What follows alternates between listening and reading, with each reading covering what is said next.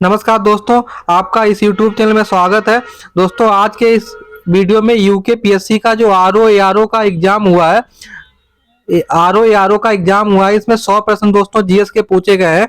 इसमें 30 क्वेश्चन के आसपास उत्तराखंड स्पेशल से पूछा गया है और 70 प्रश्न जीएस के पूछे गए हैं। तो आज के इस वीडियो में दोस्तों हम ये 100 प्रश्नों की यहाँ पे चर्चा करेंगे। पूरा वीडियो जरूर देखें, क्योंकि ये 70 प्रश्न जो है, जो आगामी परीक्षाएं हैं, आप किसी भी आयोग के हैं तो सीधे सीधे एक दो प्रश्न वहां रिपीट हो सकते हैं। और अगर आपको किसी प्रश्न में दुविधा लगे तो आप लोग कमेंट भी कीजिएगा। वैसे इसमें जितने भी 100 प्रश्नों के आंसर बताए जाएंगे वो कई बार क्रॉस चेक किया गया है, तो गलत होने की संभावना बहुत ही कम है दोस्तों। पहला प्रश्न है, वर्ष 2023 में अंतरराष्ट्रीय शतरंज विश्व कप किसने जीता? तो दोस्तों इसमें मैग्नस कार्लसन ने जीता। ये आप लोग याद रखिए, बी आंसर है इसका। अगला प्रश्न है कि भारत में वर्ष 2023 में एशियाई गेमों के दौरान कितने स्वर्ण पदक भारत ने जीते? तो दोस्तों इसका सी आंसर है, इसका भी 28 स्वर्ण पदक जीते। तीसरा दोस्तों प्रश्न है कि अक्टूबर 2023 के कालखंड के दौरान उत्तराखंड के मुख्य निर्वाचन अधिकारी कौन थे? तो दोस्तों इसके डॉक्टर बी षणमुगम थे। राइट आंसर दोस्तों इसका क्या हो जाएगा? बी। तो इसका राइट आंसर हो गया बी। वर्ष 2023 में महिला फुटबॉल विश्व कप किस देश ने जीता? दोस्तों इसमें स्पेन ने बहुत क्रांतिकारी तरीके से ये जीत लिया। पहले हारा, फिर बाद में ये फाइनल हुआ जो स्पेन में। दोस्तों इसका राइट आंसर है स्पेन, डी। अगला है कि वर्ष 2023 में किस भारतीय ग्राम को UNWTO द्वारा सर्वश्रेष्ठ पर्यटन ग्राम घोषित किया गया? तो दोस्तों ये धोर्दो है, गुजरात। इसे सर्वश्रेष्ठ पर्यटन पुरस्कार मिला। ये भी आप देख लीजिए, करंट का प्रश्न है। अगला दोस्तों प्रश्न की चर्चा करते हैं। तो अगला छठा प्रश्न है कि 31 अक्टूबर 2023 को भारतीय राष्ट्रपति द्रौपदी मुर्मू निम्नलिखित में किसकी स्थापना दिवस समारोह में भाग लिया था? दोस्तों तो ये लद्दाख में इन्होंने भाग लिया था। लद्दाख 31 अक्टूबर 2023 का इसका स्थापना दिवस था। सातवां दोस्तों प्रश्न है कि वह स्थान जहां विक्रम लैंडर चंद्रमा को छुआ, तो दोस्तों उसका नरेंद्र मोदी जी ने नाम रखा था शिव शक्ति। आप याद रखिएगा। दोस्तों आठवां प्रश्न है कि वर्तमान में उत्तराखंड राज्य में महाविद्यालयों एवं विश्वविद्यालयों में प्रवेश हेतु तो किस पोर्टल का प्रयोग किया जाता है? दोस्तों समर्थ पोर्टल है, उससे द्वारा फॉर्म भरे जाते हैं। नवा प्रश्न है कि नारी शक्ति बंधन विधेयक संविधान के किस संशोधन द्वारा पारित किया गया? तो दोस्तों 128वां संशोधन संविधान संशोधन विधेयक था। राइट आंसर दोस्तों इसका बी है। अगला दोस्तों 10वां प्रश्न है कि निम्न में किस राज्य ने वर्ष 2023 में जाति आधारित जनगणना बहुत ज्यादा मीडिया में छाई रही? बिहार सरकार ने जाति जनगणना कराई। 11वां प्रश्न है कि एशियन गेम 2023 किसके द्वारा आयोजित किए गए? तो दोस्तों इसका 11वें का आंसर है हांग झाओ, डी आंसर दोस्तों इसका है। अगला 12वां प्रश्न है कि वर्ष 2023 के लिए Dada Saheb Phalke life time achievement सम्मान किसे दिया गया? तो ये बाइदा रहमान को दिया गया। नरेंद्र मोदी जी ने इन्हें शुभकामनाएं भी दी थी। 13वां दोस्तों प्रश्न है कि 2023 में नोबल शांति पुरस्कार किसे दिया गया? तो दोस्तों ये बहुत इंपॉर्टेंट प्रश्न है, आगे भी ये रिपीट हो सकता है। नरगिस मोहम्मदी को दिया गया है। नरगिस मोहम्मदी कौन है? ईरानी मानवाधिकार अधिवक्ता है। इन्होंने मानवाधिकार ह्यूमन राइट के लिए काफी संघर्ष किया है, नरगिस मोहम्मदी। अगला दोस्तों 14वां प्रश्न है कि नौहावा सेवा बंदरगाह किस शहर में है? तो दोस्तों इसका राइट आंसर है महाराष्ट्र में बंबई। और इसका एक जो नाहवा सेवा बंदरगाह का एक दूसरा भी नाम है जवाहरलाल नेहरू पोर्ट। और ये दोस्तों इंडिया का लार्जेस्ट कंटेनर पोर्ट है, ये भी आपको याद रखना है। अगला दोस्तों 15वां प्रश्न चर्चा करते हैं। तो दोस्तों 15वां प्रश्न है कि निम्नलिखित में किस देश को 1 जनवरी 2024 से ब्रिक्स का पूर्णकालिक सदस्य बनने के लिए शामिल नहीं किया गया है? तो इसमें नहीं किया गया है, ये दोस्तों प्रश्न पूछा गया है। प्रश्न नंबर है दोस्तों 15। तो इसमें दोस्तों अर्जेंटीना को शामिल किया गया है, मिस्र को शामिल किया गया है, ईरान को शामिल किया गया है, जापान को दोस्तों शामिल नहीं किया गया है। दोस्तों 1 जनवरी 2024 से 6 देश ब्रिक्स के पूर्णकालिक सदस्य हो जाएंगे। तो ये 3 तो आपको पता चल गया, अर्जेंटीना, मिस्र और ईरान। 3 दोस्तों, बाकी और कौन है? दोस्तों उसमें 3 है, इथोपिया, सऊदी अरब, यूएई। इथोपिया, सऊदी अरब और यूएई। तो आप लोग ये भी याद रखिएगा, एग्जाम में पूछा सकता है। जापान को दोस्तों नहीं किया गया, गलत आंसर हो गया डी। फिर लकुडियार का शैल चित्र उत्तराखंड के किस जनपद में प्राप्त हुए हैं? तो दोस्तों ये अल्मोड़ा से प्राप्त हुए हैं। और लकुडियार का अर्थ ही होता है दोस्तों 1 लाख गुफा। तो ये अल्मोड़ा से प्राप्त हुए। आपको ये भी याद रखना, अल्मोड़ा में कहा? सुयाल नदी के किनारे ये लकुडियार शैल चित्र प्राप्त हुए हैं। अगला 17वां प्रश्न है कि रानी गुलेरिया ने निम्नलिखित में किस परमार शासक को राज्यभार सौंपा था। तो दोस्तों इसका 17वां का जो आंसर होगा कीर्ति शाह हो जाएगा, डी आंसर। अगला प्रश्न है कि काठ गोदाम के निकट रानी बाग किस रानी के नाम पर दोस्तों था। तो 18वें का जो आंसर होगा जिया रानी। और ये जिया रानी कौन थी दोस्तों, इनकी कहानी ये है कि यहाँ पे जो काठ गोदाम के पास रानी बाग है, तो जिया रानी का वहां पे क्या था, एक उद्यान था, तो उसे रानी का उद्यान कहते थे। बाद में रानी के उद्यान की जगह पे उसी जगह का नाम हो गया रानी बाग। अगला दोस्तों 19वां प्रश्न है कि आज आजाद पंचायत के सदस्य उत्तराखंड के निम्नलिखित किस जन आंदोलन से जुड़े हुए थे। तो दोस्तों इसका 19वें का आंसर होगा रंबाई आंदोलन, ये आंसर होगा। 20वां प्रश्न है कि टिहरी राज्य के किस राजा ने राज्य के मुख्य न्यायालय का नाम बदलकर हुजूर दफ्तर कर दिया था। तो दोस्तों 20वें का आंसर पे डाउट है, तो आप लोग एक देख लीजिएगा, गलत यहाँ नहीं बताना चाहते हैं। आप लोग जिन लोगों को ये पता हो 20वें का आंसर कमेंट करके जरूर बताएं। 21वें का दोस्तों प्रश्न है कि निम्नलिखित में कौन सा कुमाऊं का बिना ताज पोषित राजा कहलाता है। तो दोस्तों 21वें में इसमें भी डाउट है, तो आप 20-21 को छोड़ दीजिएगा। 20-21 जिसे पता हो कमेंट करके बताएं, बाकी सभी आपको आंसर बताए जाएंगे। अगला दोस्तों प्रश्न है कि 22वां निम्नलिखित में किसने वर्ष 2024 में अल्मोड़ा में विवेकानंद पर्वतीय कृषि अनुसंधान संस्थान की स्थापना नींव रखी थी। तो दोस्तों इसके आंसर है बी बोसी सेन ने। तो आप लोग याद रखिएगा, कई बार एग्जाम में रिपीट हो चुका है। अगला 23वां प्रश्न है कि कुमाऊं परिषद के तृतीय अधिवेशन वार्षिक अधिवेशन निम्नलिखित में किस स्थल पर हुआ। तो दोस्तों ये हुआ था कोट द्वार में। इसका राइट आंसर क्या है, कोट द्वार, आप लोग याद रखिएगा। और इससे पहले भी उत्तराखंड के एग्जाम में पूछा चुका है। अगला प्रश्न है कि निम्नलिखित में कौन सा उत्तराखंड निवासी आजाद हिंद आईने से संबंधित था। तो दोस्तों बहुत इंपॉर्टेंट प्रश्न था, कई बार आपको बता चुके हैं, चंद्र सिंह नेगी। तो चंद्र सिंह नेगी क्या थे, गढ़वाल राइफल के ये संस्थापक, इन्हें सदस्य भी माना जाता है। तो आप ये चंद्र सिंह नेगी मानिए, ये आईने से संबंधित थे। इन्होंने, चंद्र सिंह नेगी ने क्या किया था, उत्तराखंड के लोगों को प्रेरित किया था कि आईने में आप शामिल हुई है। अब दोस्तों अगला प्रश्न है कि वर्ष 1936 में गढ़वाल सेवा संघ की स्थापना कहां पे हुई थी। तो 25वें का राइट आंसर है दोस्तों देहरादून। अगला 26वां दोस्तों प्रश्न है कि निम्नलिखित में किस राज्य ने राष्ट्रीय खेल 2023 का आयोजन किया था। तो दोस्तों इसका आंसर है गोवा, और गोवा ने पहली बार ऐसा किया है, बी आंसर होगा दोस्तों। अब हम लोग 26 प्रश्न कर चुके हैं दोस्तों, 74 क्वेश्चन और बचे हैं, जिसमें आगे अब जीएस के भी होंगे, तो आप लोग वीडियो जरूर देखिएगा पूरा। अगला प्रश्न है कि दसोली ग्राम स्वराज्य संघ की स्थापना की किसने की। तो दोस्तों चंडी प्रसाद भट्ट ने की थी, इसका राइट आंसर है बी। अगला प्रश्न है कि निम्नलिखित में कौन चाण उपनाम से जाना जाता है। तो दोस्तों चाण जो नाम है शिव प्रसाद डबराल है, और ये शिव प्रसाद डबराल क्या थे, एक इतिहासकार और भूगोल वेत्ता भी थे। 29वां प्रश्न है कि निम्नलिखित में किसे बाल्यकाल में गोसाई दत्त के नाम से जाना जाता है। तो दोस्तों इसका राइट आंसर है सुमित्रा नंदन पंत। अगला प्रश्न है 30वां कि निम्नलिखित में कौन सा सुशिर वाद्य है। ये सुशिर वाद्य दोस्तों क्या मुंह से बजाया जाता है, जैसे बांसुरी। तो दोस्तों इसमें आपका राइट आंसर जो 30वें का होगा नागफनी दोस्तों है। नागफनी इस तरीके से होती है, आप लोग गूगल पे चेक कर सकते हैं। तो इसका राइट आंसर ये हुड़का गलत है, ढोल गलत है, दोतारा गलत है। ये मुंह से नागफनी दोस्तों बजाई जाती है। तो इसका राइट आंसर क्या है 30। अब 31वां दोस्तों प्रश्न देख लेते हैं। बद्रीनाथ के रावल पुजारी परंपरा अनुसार किस राज्य के मूल निवासी होते हैं। तो दोस्तों ये केरल के होते हैं, केरल के मालाबार जो क्षेत्र है, तो वहाँ केरल के अधिकतर यहीं के होते हैं बद्रीनाथ के ये पुजारी। तो आप लोग ये भी जान गए कि इन्हें क्या कहते हैं, मलयाली पुजारी भी बोलते हैं। 32वां प्रश्न है कि निम्नलिखित में कौन सा मंदिर गढ़वाल में स्थित है। तो 32वें में दोस्तों होगा सी, जहां तक होगा नागपरी पोखरी। इसमें आप एक बार क्रॉस चेक कर लीजिएगा, जिसमें हल्का भी डाउट होगा मैं आपको बताऊंगा।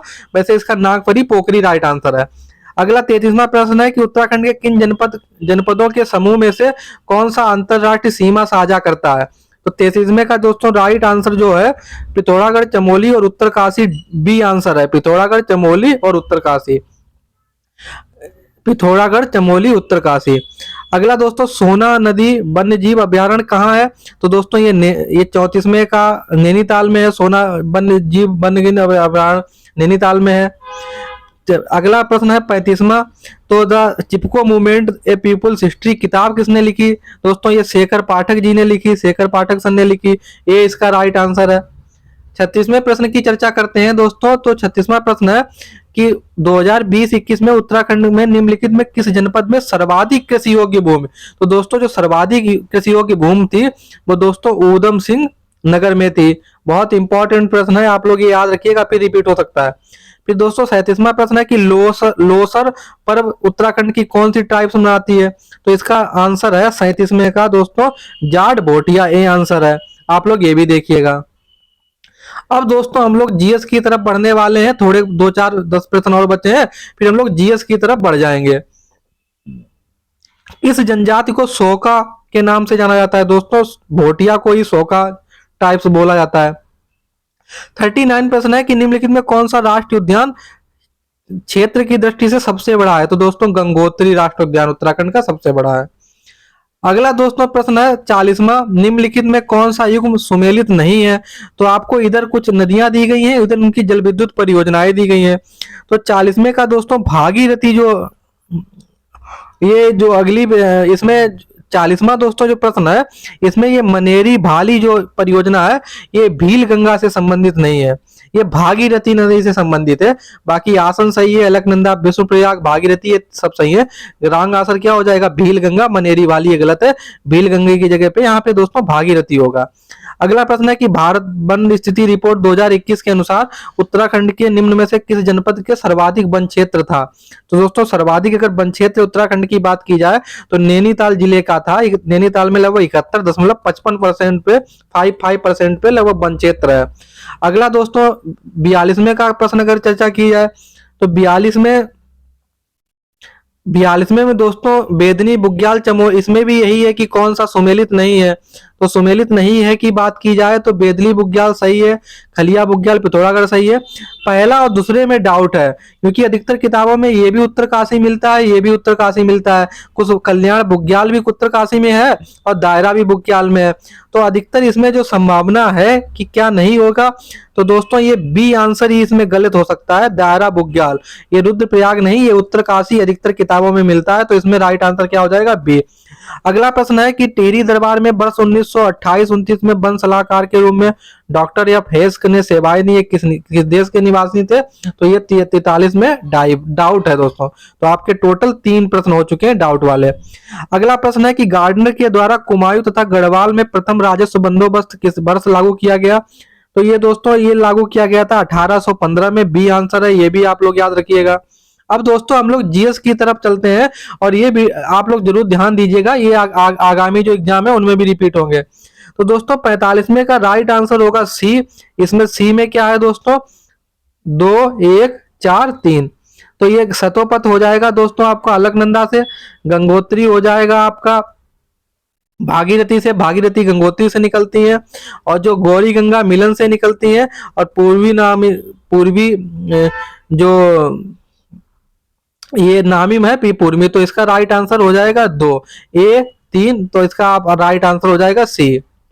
अगला प्रश्न दोस्तों है, ये भी बहुत इंपॉर्टेंट है, गढ़वाल लोकसभा क्षेत्र से प्रथम निर्वाचित सांसद कौन था। तो दोस्तों गढ़वाल से भक्त दर्शन सबसे पहले निर्वाचित हुए थे जब इलेक्शन हुआ। फिर अगला प्रश्न है कि उत्तराखंड पंचायती राज संस्थाओं में महिलाओं के लिए कितने सीटें आरक्षित हैं दोस्तों, 50%, सी आंसर है।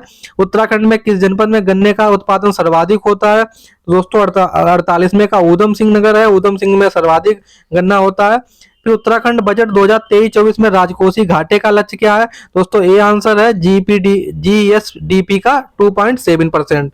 तो दोस्तों ये जो आंसर आपको बताए जाएगा रहे हैं काफी क्रॉस चेक किए गए हैं।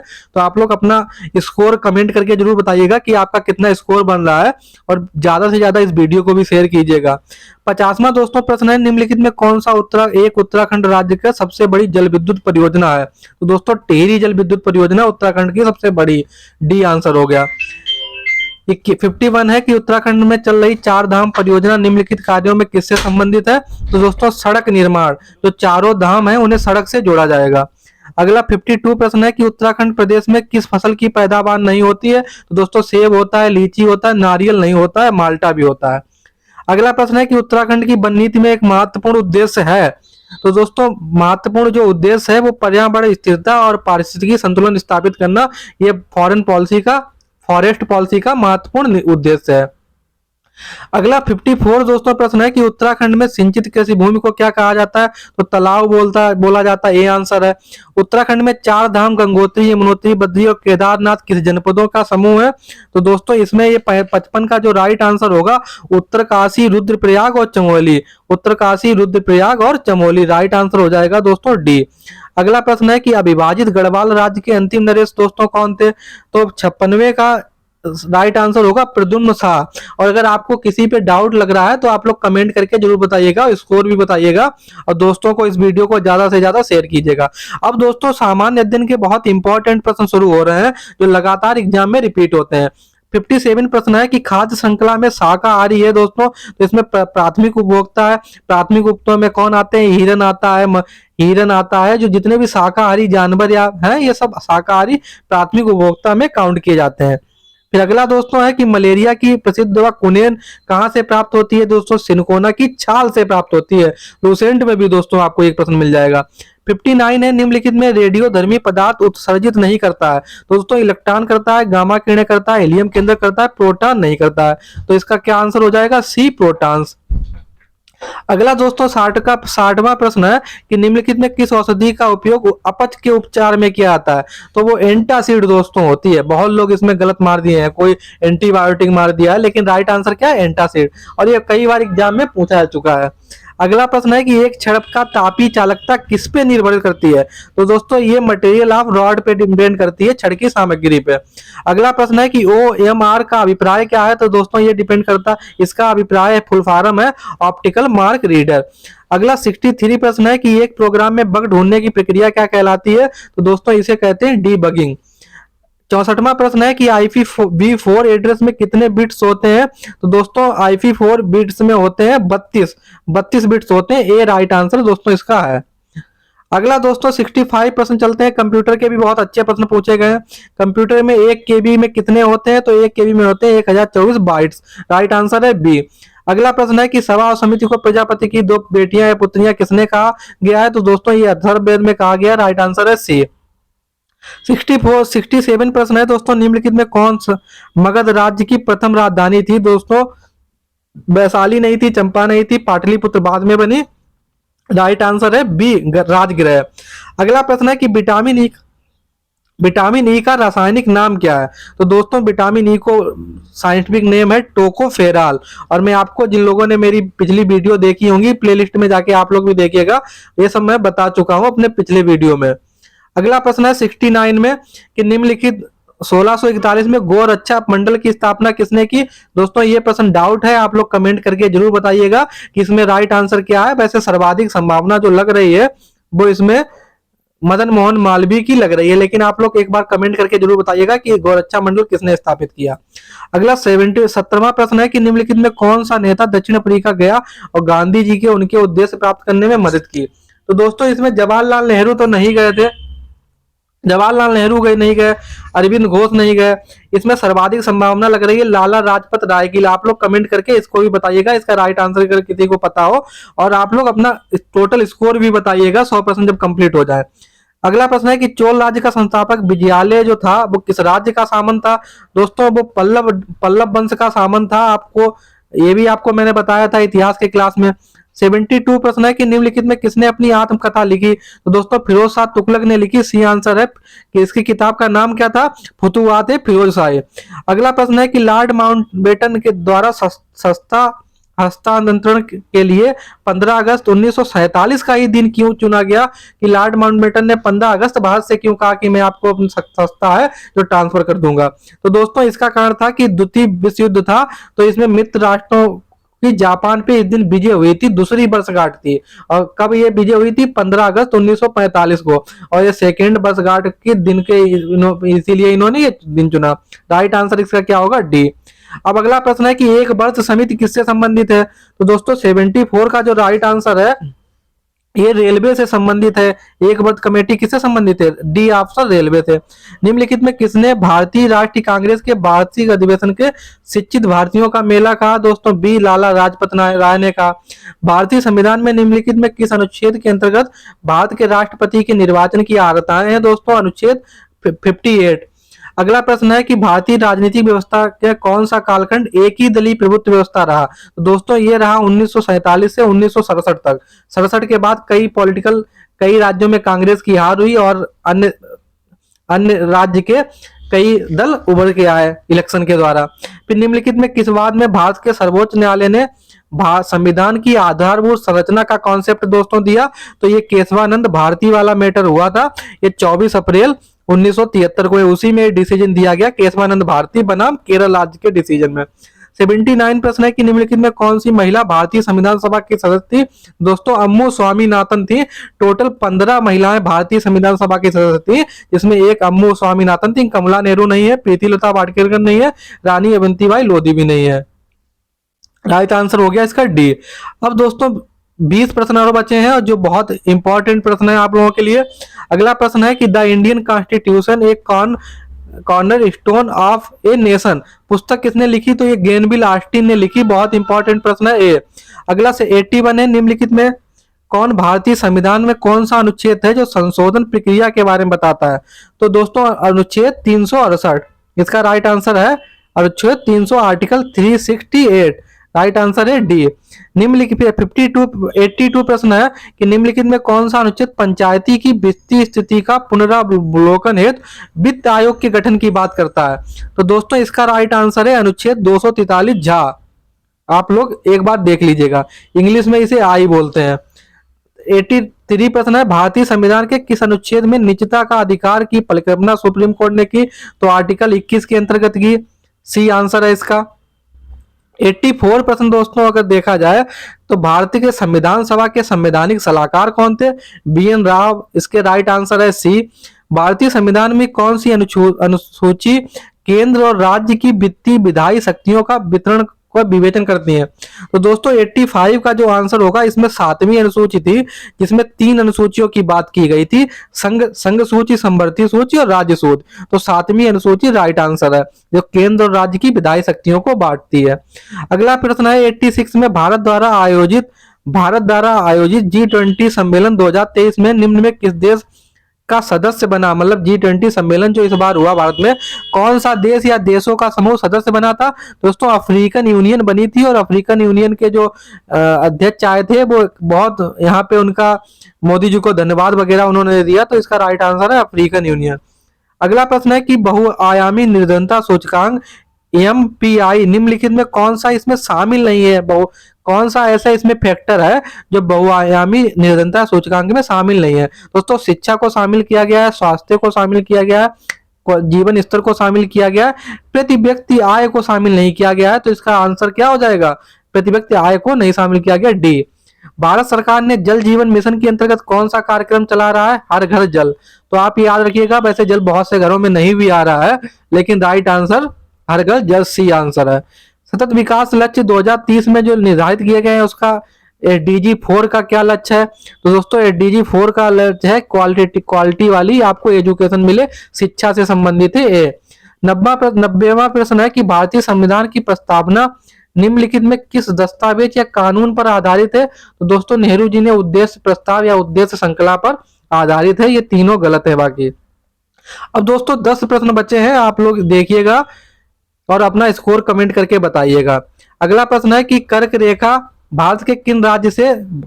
भारत के किस राज्य से होकर नहीं गुजरती है? तो दोस्तों ये छत्तीसगढ़ से गुजरती है, त्रिपुरा से गुजरती है, मिजोरम से गुजरती है, मणिपुर से नहीं गुजरती है। इसका राइट आंसर हो गया डी। फिर बोकारो स्टील प्लांट किसने लगाया? तो दोस्तों ये रसिया ने लगाया। पहले उसे संयुक्त सोवियत संघ बोलते थे और सोवियत संघ ने ये लगाया था 1965 के आसपास बोकारो स्टील प्लांट। 93 प्रश्न है दोस्तों, इसमें ये कुछ जोन दिए गए रेलवे के और उनके मुख्यालय पूछे गए हैं। तो आप लोग अगर याद करना चाहें तो आप एक प्लस का निशान बनाएं, ईस्ट, वेस्ट, नॉर्थ, साउथ आप याद रखें, मिडिल, और यहाँ पे भी ऐसे प्रश्न कर सकते हैं। तो इस तरीके से आप याद करेंगे तो कभी भूलेंगे नहीं। अगर उत्तर पूर्वी रेलवे की बात की जाए, गोरखपुर में है, पूर्वी रेलवे कोलकाता में है, दक्षिण पूर्वी मध्य रेलवे, ये आपका दक्षिण पूर्वी मध्य रेलवे जो है ये भी बिलासपुर में सही है। दक्षिण पूर्वी रेलवे दोस्तों भुवनेश्वर में नहीं है, ये कोलकाता में है। तो इसका गलत आंसर क्या हो जाएगा? ये डी इसमें गलत है, बाकी ऊपर वाले सही है। भारत में सर्वाधिक जनसंख्या वृद्धि दर दशक क्या था दोस्तों? ये 1961 से 71 तक था। अहोम जनजाति भारत के किस राज्य से संबंधित है? असम से। अहोम साम्राज्य भी रहा, आपने प्राचीन इतिहास में पढ़ा होगा। फिर अगला प्रश्न है कि निम्नलिखित नदियों में पश्चिम से पूर्व की आपको दिशानी है, मतलब वेस्ट से ईस्ट की तरफ कौन सी नदी है? तो दोस्तों आप कॉमन सेंस लगा सकते हैं, सोन, चंबल, केन, बेतवा दी है, तो अगर सबसे पश्चिम में अगर नदी देखी जाए तो चंबल है, और चंबल इधर इसमें कहाँ दी है? B answer. तो राइट आंसर हो गया बी। पहले चंबल है, फिर बेतवा है, फिर केन है, फिर सोन है। अब दोस्तों सोन नदी कहाँ से निकलती है, आप लोग कमेंट करके जरूर बताइएगा जिन्हें पता हो। अब दोस्तों 97 प्रश्न है, तो सोना कोलार की खान से पाया जाता है, झरिया से कोयला निकलता है, ये भी सही है। हीरा पन्ना में पाया जाता है, ये भी सही है।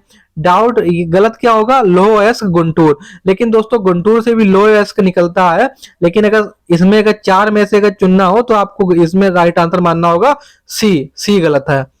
फिर दो प्रश्न है कि 2011 की जनगणना के अनुसार भारत के किस राज्य में नगरीय जनसंख्या का प्रतिशत सर्वाधिक है? तो दोस्तों तमिलनाडु में सर्वाधिक नगरीय जनसंख्या रहती है, 48 से 49%। वो लोग काफी एजुकेटेड भी हैं, इसीलिए वहां पे साइंस हर चीज का प्रोग्रेस ज्यादा है। अगला 99 प्रश्न है कि किस राज्य में 2011 की जनगणना के अनुसार अधिकतम जनसंख्या वृद्धि दर थी? तो दोस्तों अधिकतम जनसंख्या वृद्धि दर की बात की जाए तो दोस्तों ये मेघालय में थी। मेघालय में लगभग 27.88% जनसंख्या वृद्धि दर देखी गई। अब 100% है प्रधानमंत्री मुद्रा योजना किससे संबंधित है? तो दोस्तों ये लघु व्यवसाय इकाइयों को ये लोन प्रोवाइड करती है। तो इस तरीके से हम लोगों के 100 प्रश्न हो गए। अगर आपको वीडियो अच्छा लगा है तो लाइक करना ना भूलिएगा, और चैनल को सब्सक्राइब कीजिएगा, और ज्यादा से ज्यादा इस वीडियो को शेयर कीजिएगा, और कमेंट में अपना स्कोर बताइएगा। फिर आपको दूसरा वीडियो जल्दी बताएंगे जिसमें किसमें कितनी कट ऑफ जा सकती है उसका भी। अन्य जो रीजनिंग के प्रश्न आए हैं उसका भी वीडियो प्रोवाइड कराने की कोशिश की जाएगी। तो आप लोग जीएस सामान्य अध्ययन के 100 प्रश्न आपके यहाँ पे हो गए। किसी अन्य वीडियो में फिर मिलेंगे। Thank you.